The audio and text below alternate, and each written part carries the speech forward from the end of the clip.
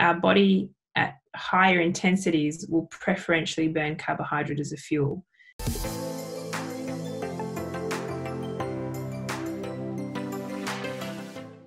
So just first off, thanks very much for doing this, Erica. Yeah. So just trying to get different perspectives and knowledge on different aspects that cover the sport.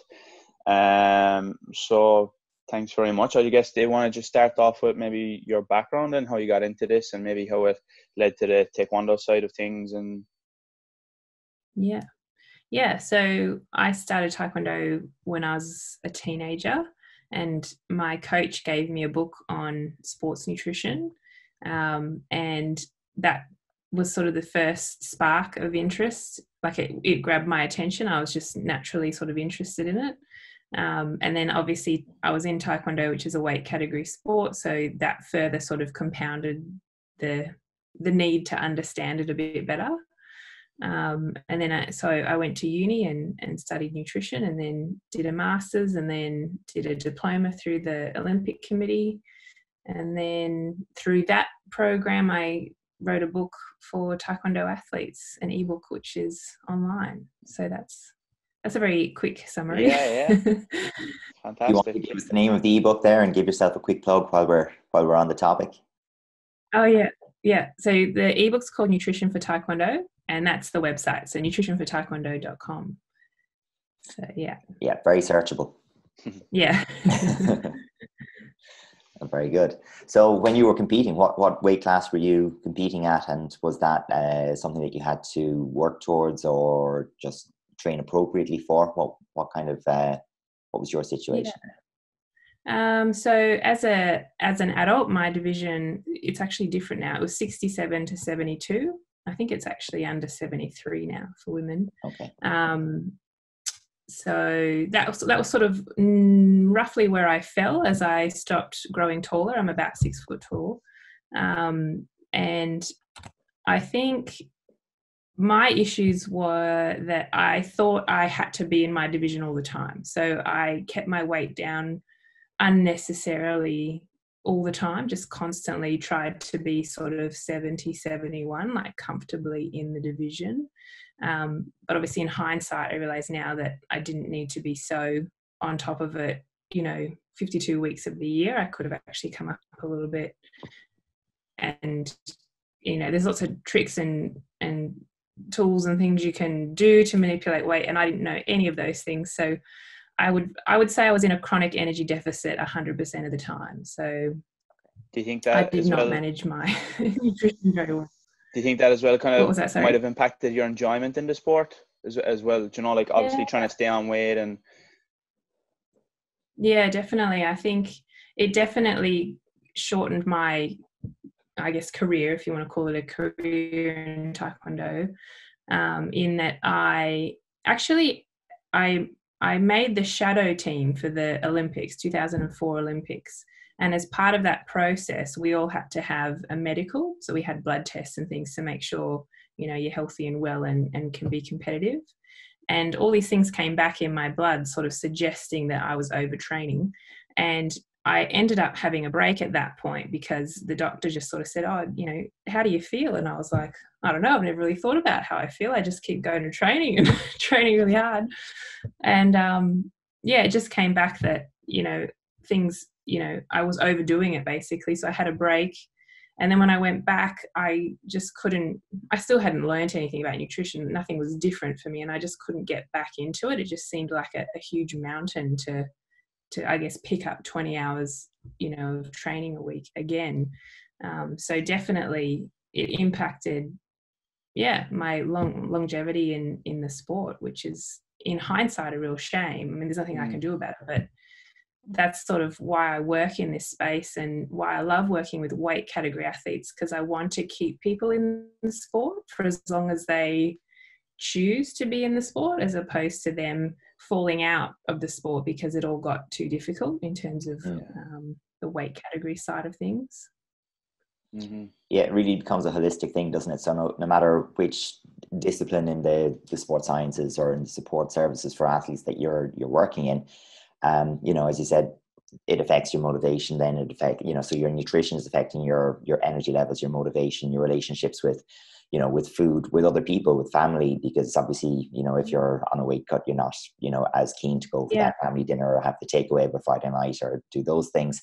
And all of these compound to make the experience of being a high performance athlete more of a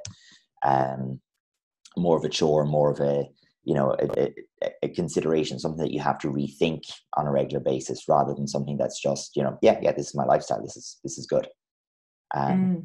So I suppose from the point of view of when you kind of, you're competing as an adult, as you said, you've made the shadow team for the Olympics. At what point did you decide nutrition is how I want to impact, the people around me, or, I'd like to make this part of my life? Yeah, I think probably around about that time. So I started uni the year before those Olympics. So it all sort of coincided that I started uni, and very soon after that, I left the sport. And so I guess I redirected my energy towards my career pretty quickly. And even at that age, I knew that I couldn't be an athlete forever. You can't compete at a high level. I mean, you can. I mean, there's masters athletes and things. I shouldn't say that, but you can't compete at that same level, and your body's not the same, when you're 60 years old as it is when you're 20. So I also wanted to stay in the sport somehow, and so that was my way, I guess, to stay in it and give something back to it, because Taekwondo gave me so much, and I didn't want to be a coach, and I didn't want to be around the environment that I'd been in any longer. So it was also my way of giving back, I guess.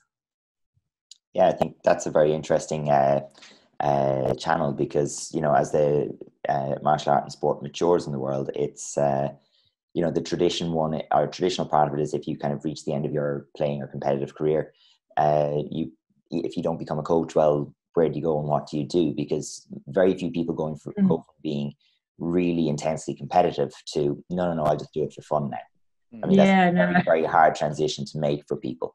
So as well, what do I do that's just as intense, just as focused, but possible? And as you said there, obviously that you found a way to do that. Some people will go into coaching, some will go into umpiring, refereeing, and some will, focus on strength and conditioning or something else in the support services. But that's really interesting as a motivation. Yeah. I'm just wondering, did you notice like a real, we say, focus in the later years on nutrition, or is it something that's been really at the forefront of Taekwondo? Do you think we say when you were competing, I think you said, was it your coach gave you a book when you were younger? Is it? Do you think it's always been as important for athletes in World Taekwondo, or do you think it's becoming more and more important that, as we say, people progress as athletes and the level gets more competitive? Yeah, I think it's been a long time since I read that book, so I think it's come a lot further along from that point, and sports science in general has, and so nutrition's come with that. But I do feel it still lags a bit in certain sports, and in particular, I would say probably the combat sports. So, I mean, we've got professional. Sorry. No, Erica, go ahead. Sorry, I was interrupting. Oh yeah, I was just going to say we've got, professional sports, like in Australia, cricket, as an example, has an incredibly strong sports science component and backing, financial backing. And then the Olympic sports receive, some attention, obviously, because of the Olympics. And I think combat sports are coming up a little bit because we've recognised how many medals you can win for one athlete. In you can take four Taekwondo athletes to the Olympics, so you have 4 chances of a gold medal. But if you take a 20-player soccer team, you've got to fund 20 people, but you only get 1 medal. So there's been a little bit more attention but still not enough in my opinion. Mm. And so from the point of view of the nutritional focus, cricket, if we talk about nutrition, would have the advantage of being able to only focus on nutrition for performance and nutrition from, to fuel training and optimal performance. And you've got, once you start working with weight category athletes and combat sports in particular, you've got the issue of, we have to fuel performance, but we've also got to consider, well, let's balance that against what's an optimal weight class, what's your resting weight above that weight class, where do you need to be 12 weeks, 8 weeks, 4 weeks out, and so on. So what kind of considerations would you have when you're looking to set up an athlete with just a goal of training or fueling performance? And we're saying not including the weight cut part of it, but what kind of considerations would you be looking at? Yeah, so you look at the whole person and the sport. Are we talking about any sport or particularly? No, we'll particularly think in terms of combat sports, and Taekwondo is absolutely perfect. We'll keep focused on there. So looking at the characteristics of the athlete. So in particular, looking at their current weight and their body composition. So you might do skin folds. That's probably the most practical, affordable option. Otherwise, if you had access to a DEXA, then you might do a DEXA to look at body composition and resting metabolic rate. So looking at the individual, and then looking at their training program. So how often are they training? How many times a day? Are there any double sessions in a day? And what that training is. So is it a Taekwondo specific, or is it strength and conditioning, or a recovery session? What are they actually doing over the week? And then basically matching as closely as you can their energy intake to their energy output for particular days. So on a rest day, you have a much lower intake versus, say, a double session day. That's total energy. So you're trying to obviously protect their energy availability so that they're not chronically, I guess, in a deficit. And then the second thing you would look at would be macronutrients. So making sure that we have adequate protein to support that athlete's lean body mass. And if there's any goals to increase lean mass, then you might look at manipulating protein slightly. And then we look at fats. So obviously we need adequate fat for healthy hormones and some other functions in the body, ability to absorb fat-soluble vitamins. And then the thing that we fluctuate the most is carbohydrate. So that is very much based on training load. So if it's a big, heavy day, there's more carbohydrate available to the body. A rest day, you can take some of that away, save some of your calories, but take away the carbohydrate as the calorie saver, basically. Mm-hmm. So that's pretty broad. And then micronutrients, obviously you're looking to feed someone good food, whole food, as much as possible. So looking at 5 food groups, looking at fruit and veg, making sure you've got those adequate micronutrients as well. So that's a very... I was wondering, with regards the energy output, would you recommend close to maintenance, or just maybe in a very, very slight surplus? Where do you think is best to get that enough energy to support your training? Yeah, so that's, the biggest issue there is getting accuracy around that in the first place, which is impossible to do without being in a lab, essentially. So depends what data points you might have on an athlete, and a DEXA is quite useful for that. But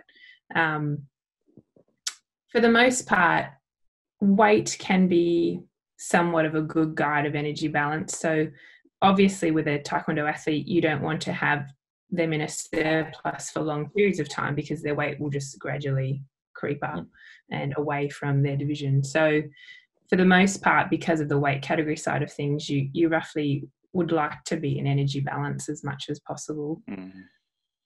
A surplus here and there is not a bad thing, but you wouldn't want a constant surplus in case you just started to push them up. Makes sense, yeah. And obviously that will adjust based on how far competition is out and things like that as well. If you do need to make a weight cut, you'll probably have to reduce those calories bit by bit, I'm assuming. So yeah. I think it's always interesting when it comes to nutrition, the impact that and most diets are, they're based around always the same principles in terms of caloric restriction, and then it's usually a case of fiddling with the macronutrient balance in some way, shape, or form and sticking a name on it. But do you find from working with athletes that you're pushed or asked to work within particular constraints when it comes to helping them with a meal plan or with the diet? Yeah, 100%. That's what makes it science and art mixed together.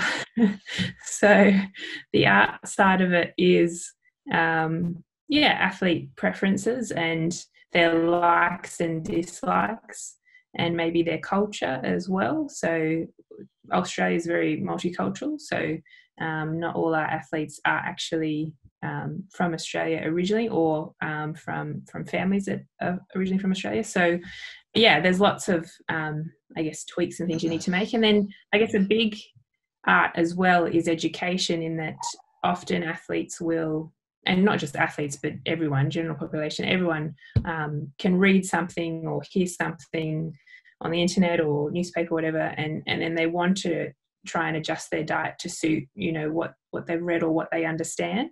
And so you have to, I guess, work with that a little bit, obviously educate and guide where it's appropriate, where that idea might be detrimental to them. But you want to roll with people as much as you can and go with their desires when it comes to food, because you're just going to put people off, or you're not going to have people that are going to follow your advice or any of your advice if you're not willing to compromise with some of their ideas or beliefs or preferences. So yeah, it's a good point. You can't just, it's not just straight from the book and and people will willingly do it. Yeah, because I guess the most important thing with any diet is the adherence to it, I suppose.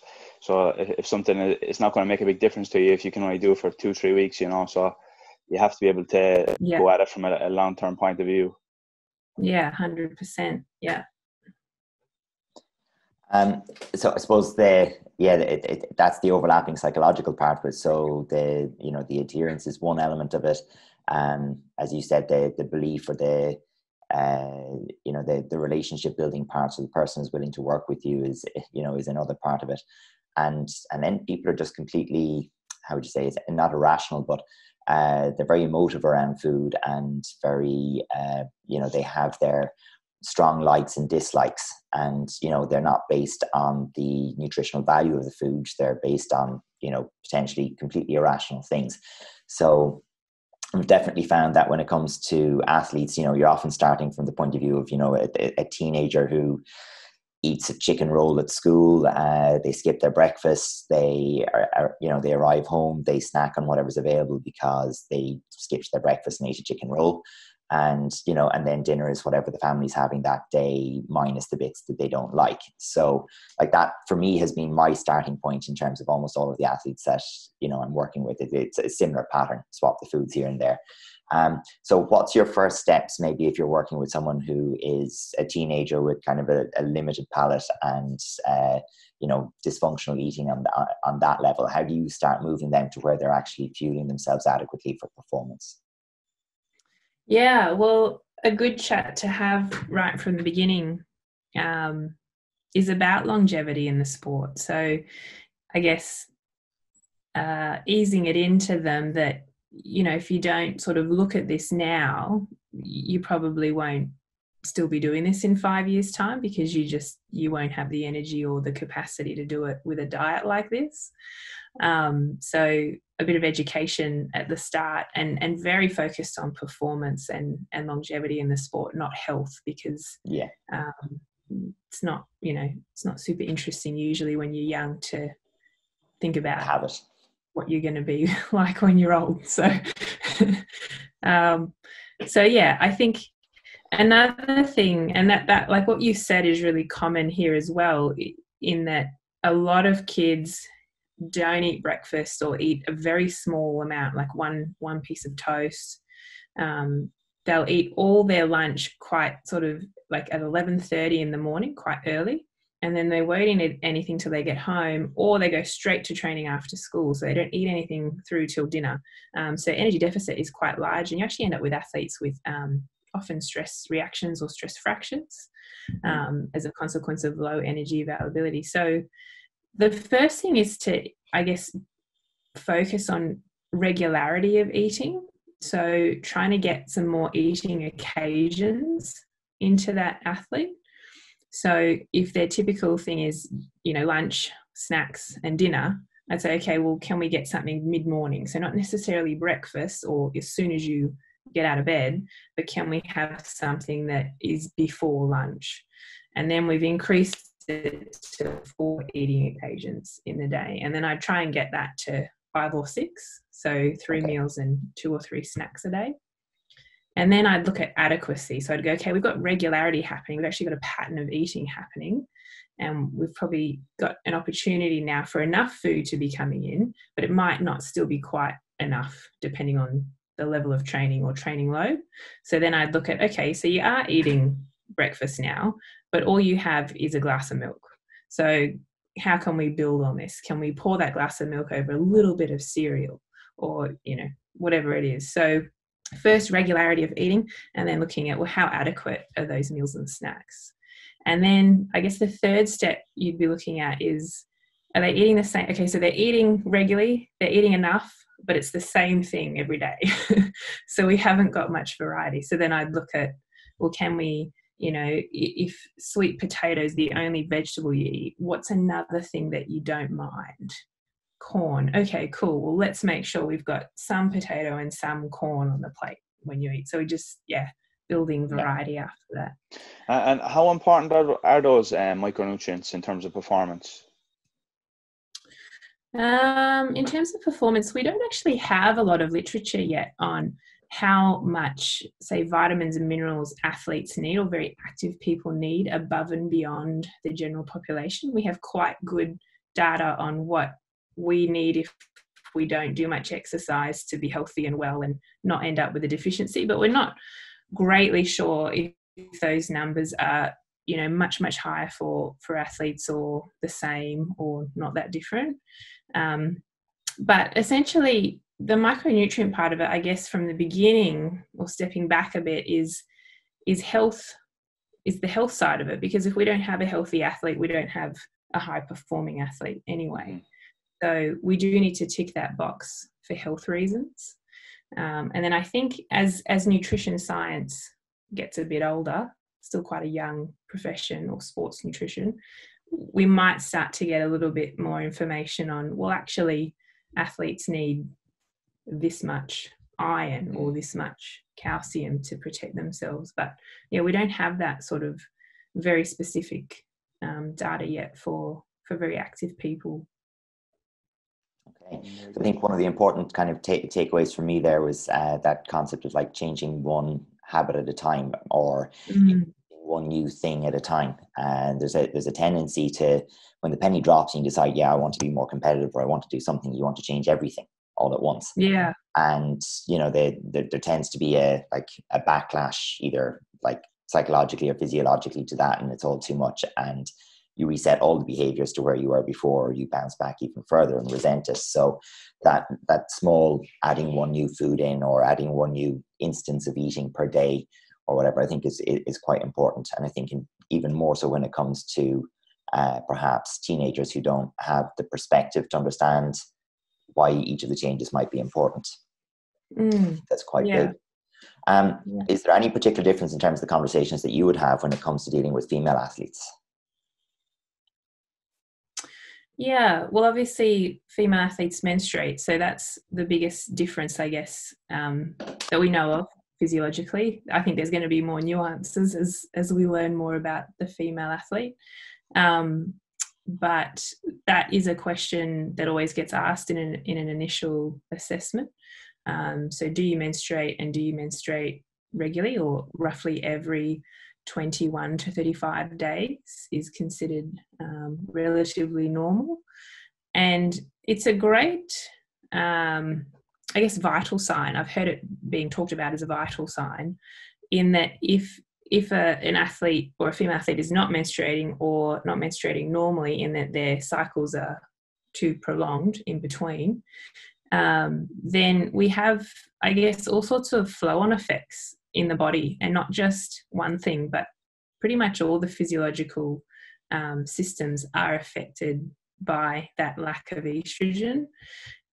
So that's something usually to do with, if there's no underlying medical reason for that happening, it's usually to do with a lack of energy intake relative to output. So under consuming relative to training load.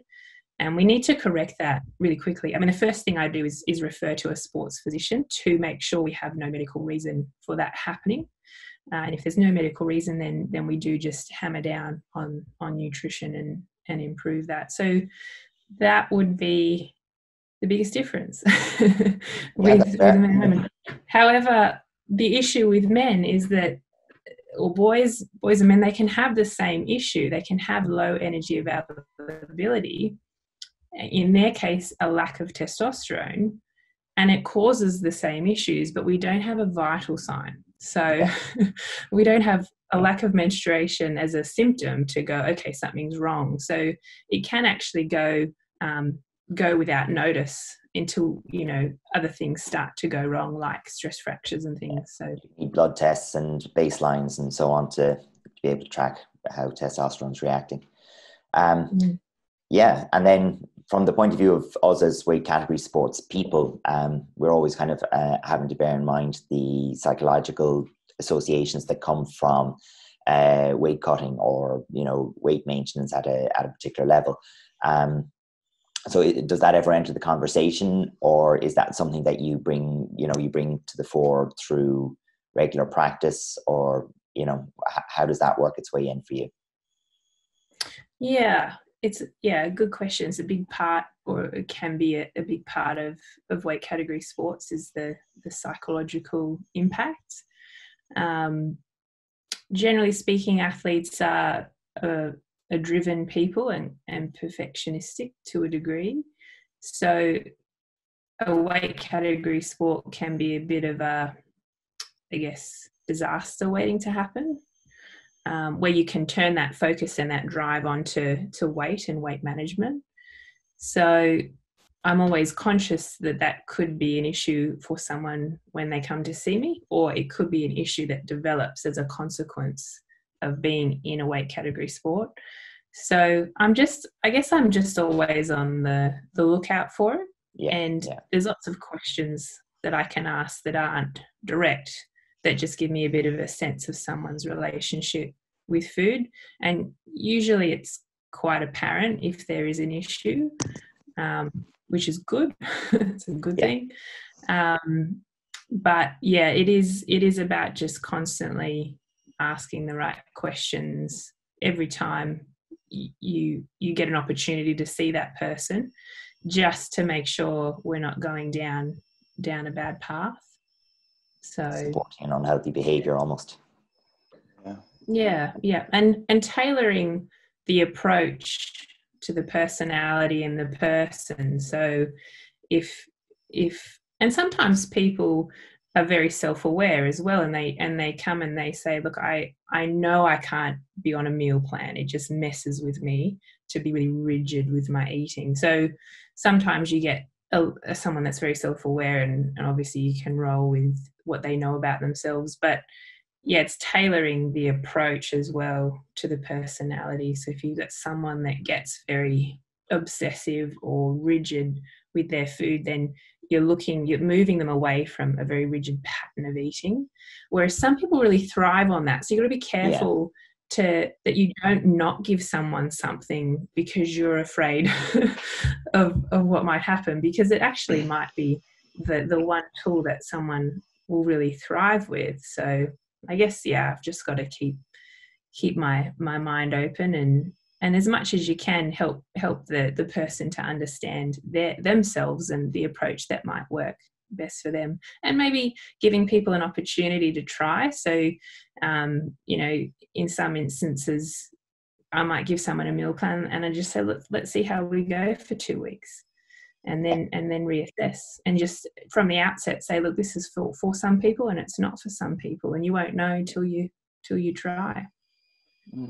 So and if you look at sports kind of like MMA and things like that, obviously size and strength are big components, and that might be one of the driving forces behind weight cutting and maybe coming down a category. Personally, I think for Taekwondo anyway, it's more of a height advantage and a reach advantage as opposed to any strength or power output per se. But do you think that people generally maybe cut too much, or do you think it's not really a big problem, or how do you find it in Taekwondo specifically? Yeah, I think that in my experience, I mean, I've never met anyone that doesn't weight cut for Taekwondo to some degree. I don't think in my experience I see as much weight being cut for Taekwondo as compared to something like MMA, which I think is a good thing. And since the 5% rule with Taekwondo, I mean, it's really cut down people's opportunity to cut a lot. So yeah, I'd say probably on average, definitely less than 10 kilos, people 10 kilos plus in Taekwondo kind of drop that sort of weight, but it happens in MMA all the time. Yeah. Of course, 10 kilos for somebody who's 60 kilos is much different to somebody who's fighting a heavyweight. So yeah, it is a tricky one for sure, because some people see other people who are cutting massive amounts of weight doesn't mean that it's going to actually be the same for them. You know, it might be a much higher percentage of their body. Yeah, no, it's very true. Yeah, it's an interesting one. In terms of then, how does this conversation happen when, or, what happens when that moment in time is reached and you need to shift your perspective towards the acute weight cut, or maybe the longer term weight cut? How does that discussion go with athletes, and what's your preferred strategy? Yeah, so when looking at the situations, so the athlete's body composition and the time frame that we have, I would just work backwards and look at, how long can we take a bit of a long-term approach for before we need to switch to acute, or do we even have time for a long-term approach? Do we just have to go acute straight away? So yeah, it is dependent on the body composition of the athlete and the time frame available. You can, I don't want to say what you can and can't lose in a short period of time, because I don't want to give the wrong impression, but you can shift in a safe manner a relatively large, I shouldn't say that, a fair few kilos with the help of a sports dietitian, preferably, in a short-term period. But if you have a long-term time frame, if you have a long time frame, then you can really reduce the need to do much acute change, which is much more favorable, just because then you're really having very little impact on performance if you've prepared yourself a bit more in advance. But there is scope to use some tools and things to lose some weight in a short period of time. Have you any research, or are you familiar with any research that would be specific to combat sports? I appreciate this probably doesn't exist specific to Taekwondo, but in terms of looking at, would say percentage body fat, and performance, because I mean, just on a general sense within sport, certainly within combat sports and most athletic endeavors, body fat beyond a certain required amount is not helping you to perform better. So is there anything that you'd have that quantifies that? Yeah. Do you mean a body fat, like once you get lean, it gets to a point that it becomes hazardous to your health? Obviously, once the body fat drops too low, and it's going to be at a different point for males and females. So yeah, what's the kind of threshold for that? Yeah, so there actually isn't any specific percent body fat for a male or a female that we know for 100% of people is safe, because it's quite unique to the individual.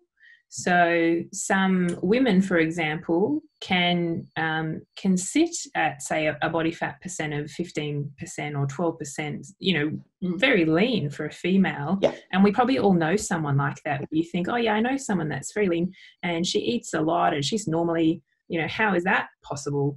And that's just genetics. That person is just able to be healthy and menstruate at that body fat level, while most of us cannot.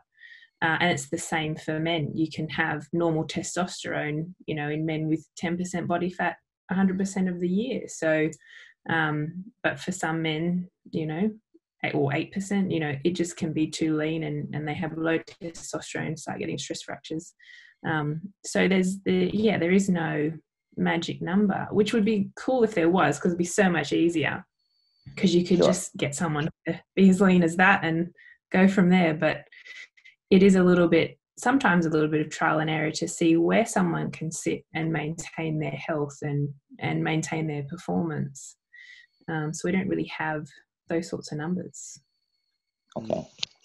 So I suppose that's just the ballpark, where if you're in an ideal world coming back with a body comp from a DEXA scan, and you're saying, well, okay, we have this much subcutaneous fat, this much, you know, lean muscle mass, this much bone, etc. It's like, well, okay, what's our strategy? Where can weight come from? So it's, you know, I suppose we go back to the idea of guiding a person to whether or not a weight cut, or sorry, I would say a weight category that might be a target weight category is a good idea or not. And I think, one of the things that comes to mind straight away is like, okay, how low could we push body fat if we needed to? But, you know, there's an element where you don't want to live life or train at too low a percentage body fat. It's just not good. Yeah. So in part, it's first going, well, what's actually achievable? But then also, if it is achievable, how often do you want to do that in a year? And is that possible? And then how many years do you want to do that for? And is that possible? And then you've got to make sure all those things are possible to even warrant doing it. I'm just wondering. It can be hard to decide. I was wondering if there's any, if you found anything, or if there's any research on the effect of people's metabolism who cut weight very frequently. Is there any data on that, or?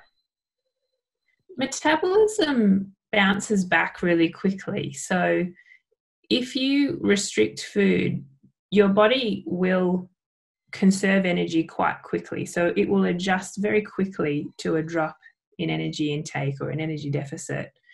But as soon as you start to eat more again, your metabolism jumps up again to match that increase in energy. So it starts to burn more energy as a consequence of having more energy. So the sort of concept or the thought that we can break our metabolism or ruin it is not true.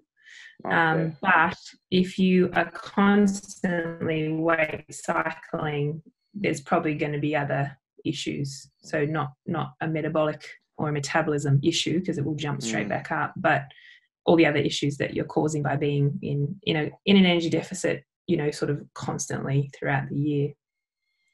I think it's always intuitively made more sense that it's the fact that, well, you know, the psychological effect of constantly restricting, you know, once the reason for the restriction is gone, there's nothing supporting that behavior anymore. So it's like the rebound is as much psychological as, and then once you get to that point where you have an excess of calories coming in, and there's all of the positive mental associations that go with, you know, feeling full and having all of those sugars and fats and tasty things and salt and everything back in your diet, that you don't necessarily want to let go of that again, you know. So and then your metabolism does reset to that higher caloric load in terms of, you know, it's not that it won't adjust ever again. It's just that, like anybody, if you get habitually used to a higher caloric loads, your body will adapt. It will store some more as fat. It will, you know, it'll allow some more energy expenditure on things, and it'll become less efficient in some ways. That holds true the other way. So, I mean, if a person like I would see this, I would think with people as they age, you know, and they feel the need to eat less. But eating less doesn't reduce their body mass. They don't burn more fat. They become more energy efficient. You know, you know, I suppose that's the same question being asked the opposite way, isn't it? It's a hard one, because it can sometimes be such a fine line to, you know, have an energy deficit and trigger some weight loss, but then to keep that going, and something that can be quite effective in that approach or in that journey is to have a deficit for a little while and then bring the energy intake up to what we might consider maintenance, and then go back into a deficit and then come back to a maintenance, so that you get this sort of staggered weight loss. So it sort of tricks the body a little bit into not thinking it's constantly deprived. So yeah, that's, I guess, to make sure the metabolism isn't just staying low and staying in comparison with the deficit that you've provided the body, because you keep bringing it back up and showing it that no, food's available. So yeah, that can be a way to, but I mean, you have to be quite dedicated to go, okay, I'm in a deficit for a week or two, and then I'm at maintenance, and then you know, weight loss is hard. I think it's probably the easiest thing to say. Yeah, it's not meant to be easy. No, we're supposed to be surviving, you know. So yeah. Just based on the idea there of the metabolism again, and the idea of myths in the nutrition industry, is there any other things that you hear frequently that maybe not true or don't apply to everybody or anything like that?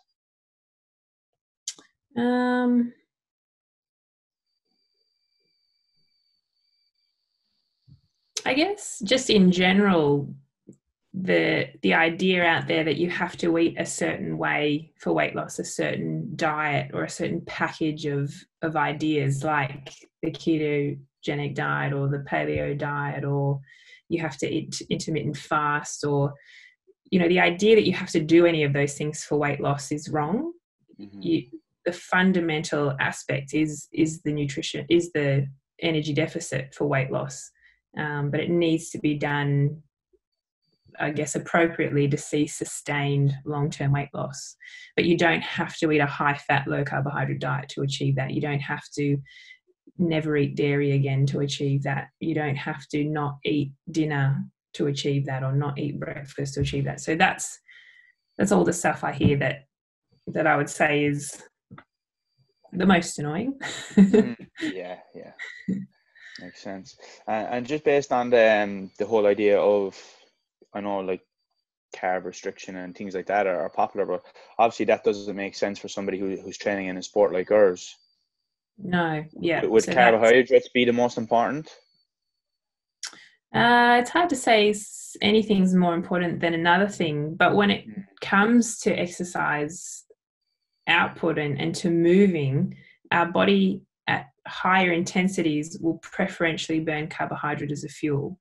If there's no carbohydrate, it will burn something else. So we don't, you know, we're not unable to move without carbohydrate. But exercise is easier and more efficient because it's an efficient source of energy for the body. So if you take carbohydrate away, you can still perform, but your output is usually not as good or as sustained without carbohydrate, because we don't access fat as quickly or as effectively as we do carbohydrate as a fuel. So yeah, it's obviously a very important nutrient when it comes to athletes. So if you have a carbohydrate depleted athlete, you have an athlete probably not performing at their best.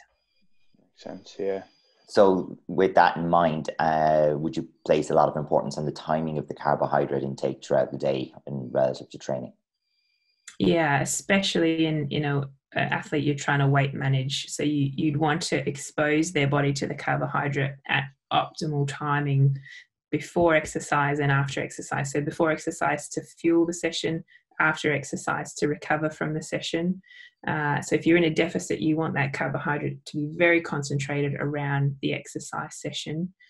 For someone that's not worrying about weight or trying to manage their weight, then you would just try and spread that over the day relatively evenly, maybe a little bit more around the session.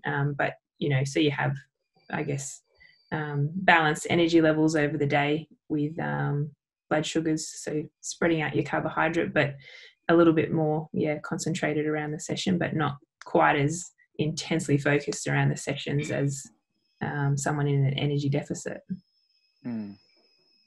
Would it be much of a difference between competition, as in preparing your meals for a competition day, as opposed to a training session, considering that, like, it might be a little bit more unpredictable and it might be a little bit longer of a day duration, things like that?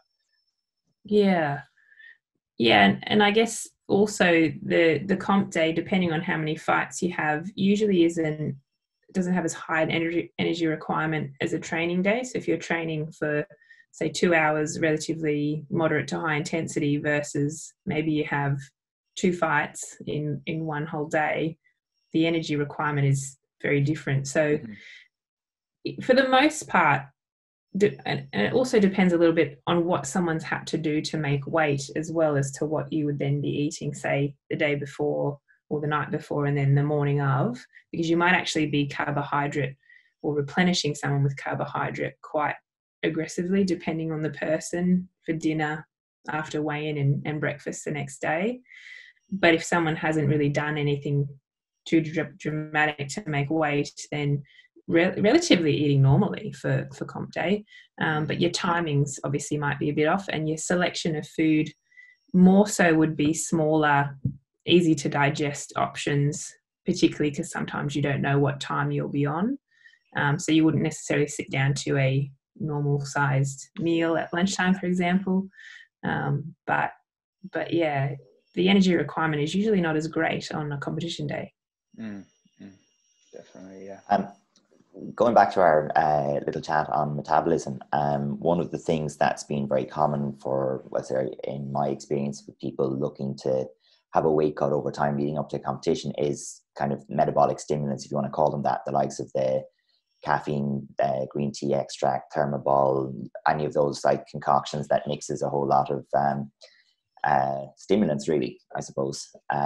Is there anything really to be said for them? I've never seen or heard of any particular utility for them, but they're popular all the same. Yeah, they are popular. I guess two things. The first thing is supplements in sport. We have high risk with inadvertent doping, so accidentally having a positive doping result as a consequence of using any form of supplement, because the supplement industry is not regulated to the same degree as the food industry. So there can be things in that product that are not listed on the label. And that's the main issue. So first and foremost, I'd say green tea extract I would stay away from. I'd stay away from anything that calls itself a stimulant. Coffee obviously is fine. That's a normal food. So the second part is, well, do those things even do anything? And in terms of the literature around caffeine, you do see a slight increase in metabolic rate with caffeine use, but it's not enough to make a difference to someone's weight loss approach. Sure. So yes, there is a slight increase, a very small increase, but it's not going to be the reason you have weight loss. So I guess the answer broadly is no, don't use them. It's a great way to save a lot of money. Yeah, they're expensive too. They are, yeah.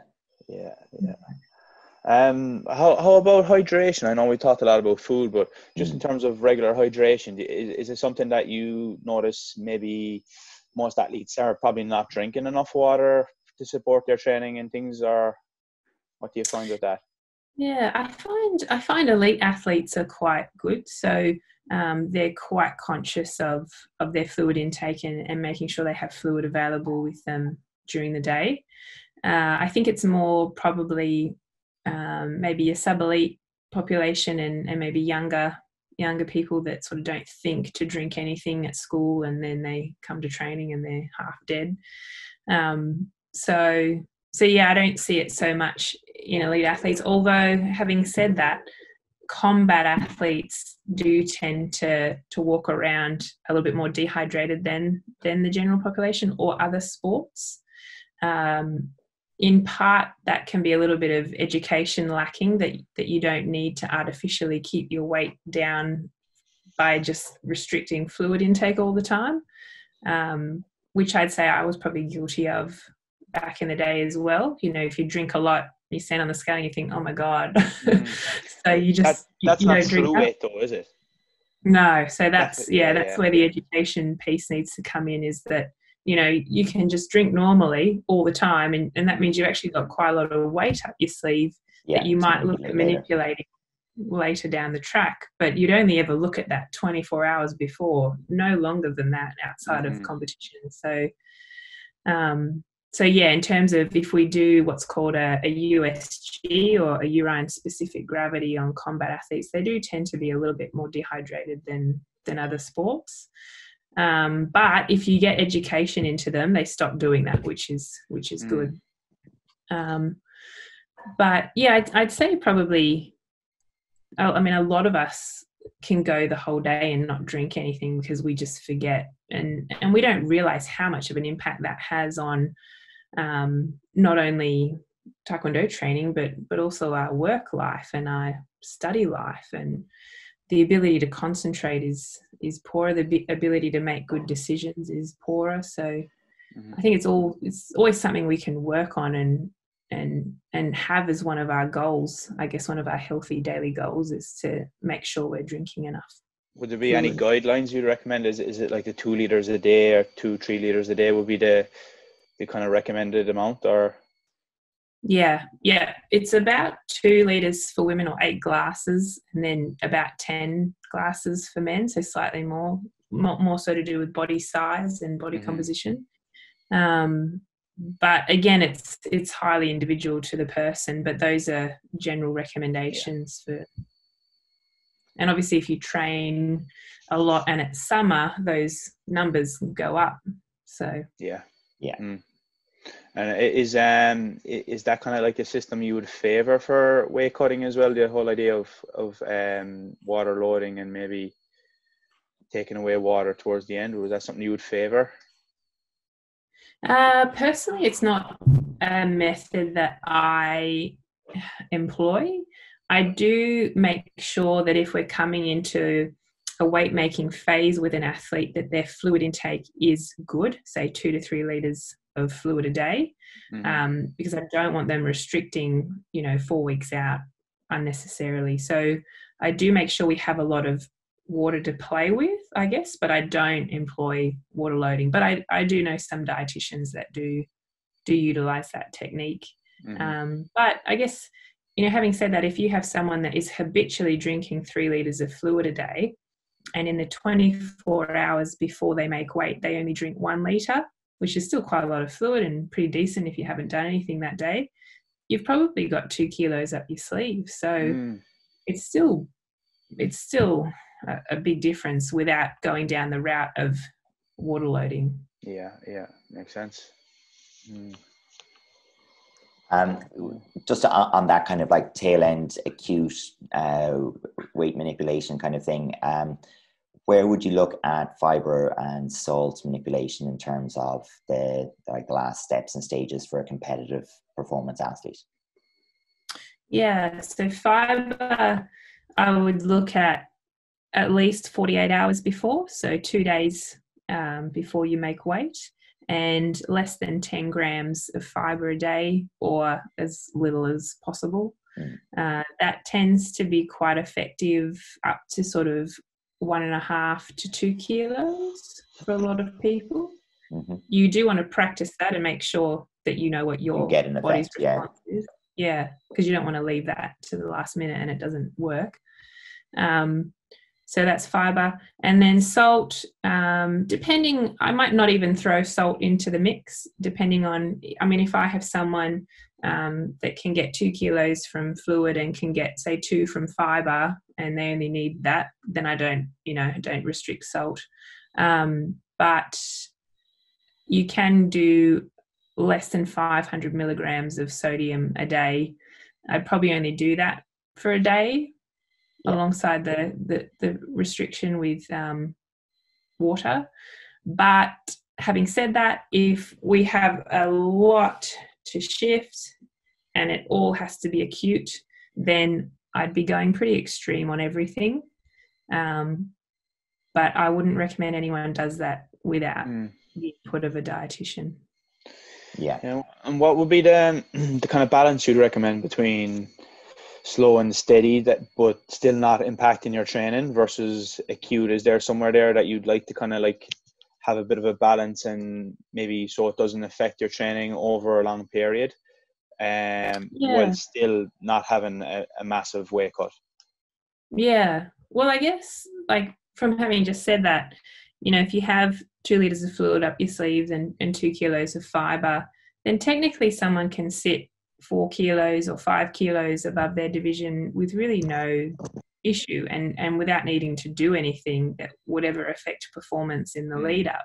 And they only need to employ some measures 48 hours before. So, I mean, that's a lot of weight to work with. And I really wish I'd known that when I was younger.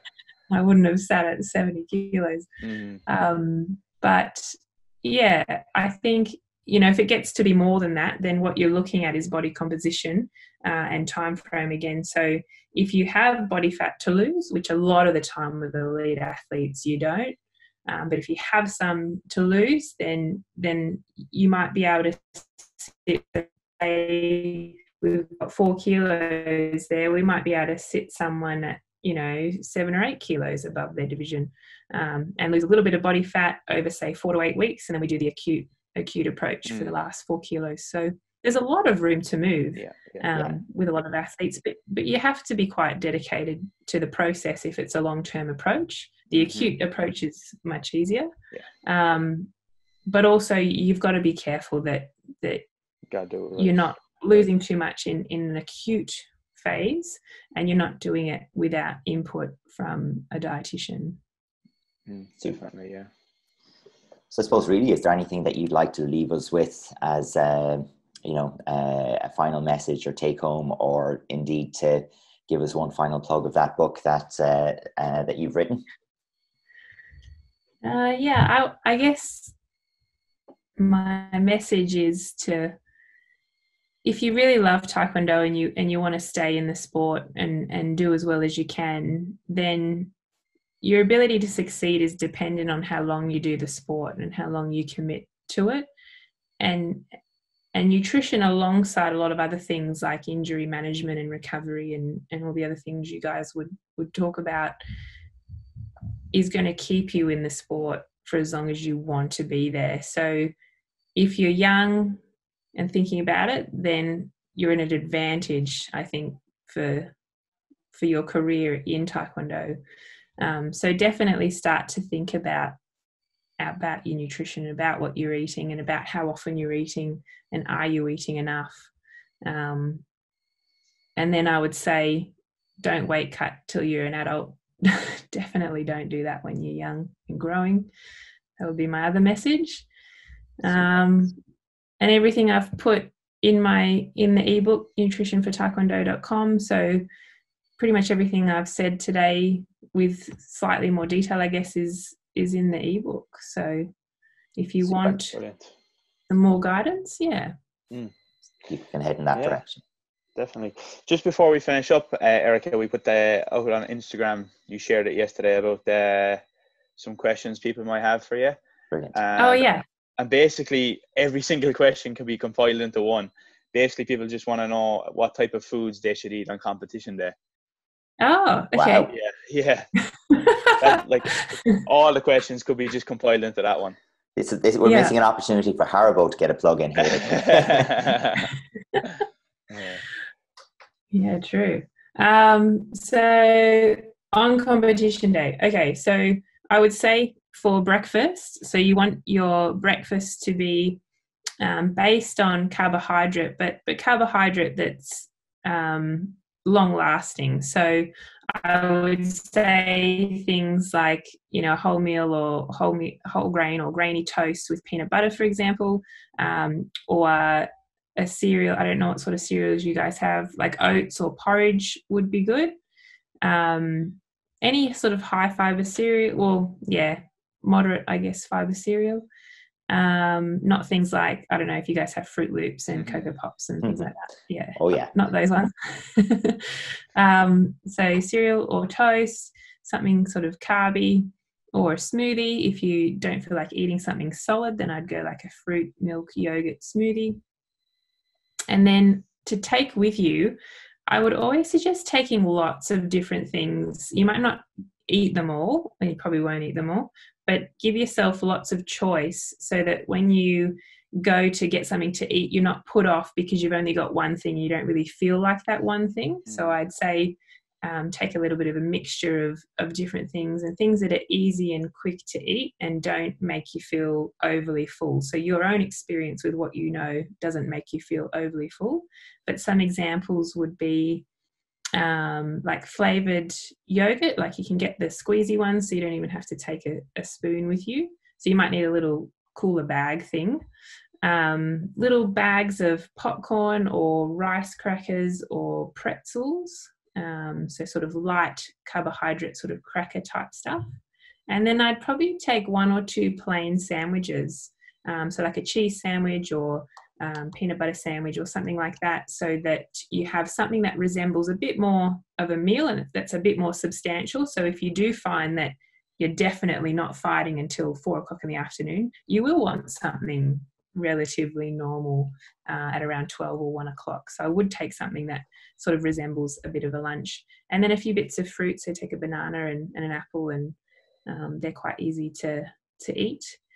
So from what I've said, they're sort of carbohydrate focused things, not super heavy on protein or super heavy on fats on competition day, because they're not the things that you necessarily need there and then. Obviously dinner can be completely normal and you can have chicken and whatever, but little carbohydrate based options that aren't going to leave you overly full, but lots of choice so that you don't not eat all day because you haven't brought something that you actually really felt like eating. Brilliant. Yeah, that makes sense. And then, did you say Haribo before, as in lollies? As in the jellies. The little treats. Yeah.